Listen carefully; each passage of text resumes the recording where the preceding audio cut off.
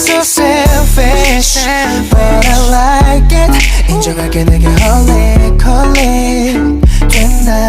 I swear loving your style. 머릿속에 하루 종일 너인데 어디일까 뭘 먹. Assalamualaikum warahmatullahi wabarakatuh. Kembali lagi bersama saya Yesylum Jani, mahasiswi Pendidikan Bahasa dan Sastra Indonesia dari Universitas Riau. Pengertian teori mimetik. Pendekatan mimetik adalah pendekatan kajian sastra dengan kenyataan di luar karya sastra. Kriteria utama yang dikenakan pada karya sastra adalah kebenaran, penggambaran terhadap objek yang digambarkan atau yang hendaknya digambarkan.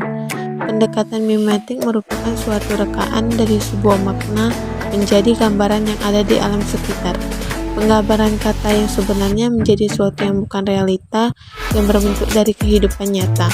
Dalam pendekatan mimetik, pengarang lebih menganalikan perasaan melalui ungkapan dengan kata-kata tiruan yang berada di sekitar. Baiklah, kita akan menganalisis puisi Senja di Pelabuhan Kecil karya Chairil Anwar melalui pendekatan teori mimetik. Pada bait pertama, pada puisi Senja di Pelabuhan Kecil ini menceritakan yang sudah tidak dapat diperoleh lagi. Pelukis melukiskan gedung, rumah tua, cerita tiang, dan temani. Kapal dan perahu yang tidak bertaut, benda-benda itu semua mengungkapkan perasaan sedih dan sepi. Penyair merasa bahwa benda-benda di pelabuhan itu membisa kepadanya, menghembus diri dalam mempercayai mau berpaut, terdapat pada bait ke-1. Pada bait kedua, dalam puisi Senja di Pelabuhan Kecil, perhatian penyair memfokus ke suasana pelabuhan dan tidak lagi kepada benda-benda di pelabuhan yang beraneka ragam. Di pelabuhan itu turun gerimis yang mempercepat kelam, menambah kesedihan penyair, dan ada kelapa elang yang menyinggung muram, membuat hati penyair lebih muram, dan hari-hari seakan lagi berenang. Kekembingan telah musnah. Kesana di pantai itu suatu saat membuat hati penyair dipenuhi harapan untuk terhibur. Tapi ternyata suasana pantai itu kemudian berubah. Harapan untuk mendapatkan hiburan itu musnah, sebab kini tanah air tidur hilang ombak. Bait ketiga.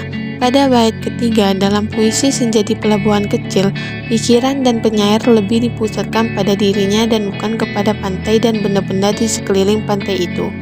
Dia merasa aku sendiri tidak ada lagi yang diharapkan akan memberikan hiburan dalam kesendirian dan kedudukannya itu. Dalam kesendiriannya itu, ia menyisir semenanjung. Semula ia berjalan dengan dipenuhi harapan. Namun sesampainya di ujung sekalian selama jalan, jadi, setelah penyair mencapai ujung tujuan, ternyata orang yang diharapkan akan menghiburnya itu malah mengucapkan selamat jalan. Penyair merasa bahwa sama sekali tidak ada harapan untuk mencapai tujuannya. Sebab itu, dalam kesendirian dan kedudukannya, penyair merasakan dari pantai keempat seduh penghabisan bisa terdekat. Betapa mendalam rasa sedihnya itu. Ternyata dari pantai keempat, seduh sedan tangisnya dapat dirasakan. Amanat puisi. Amanat puisi ini menyatakan bahwa penyair ingin mengungkapkan kegagalan cintanya yang menyebabkan hatinya sedih-sedih dan terdekat. Kegagalan cinta itu menyebabkan seseorang seolah kehilangan segala-galanya.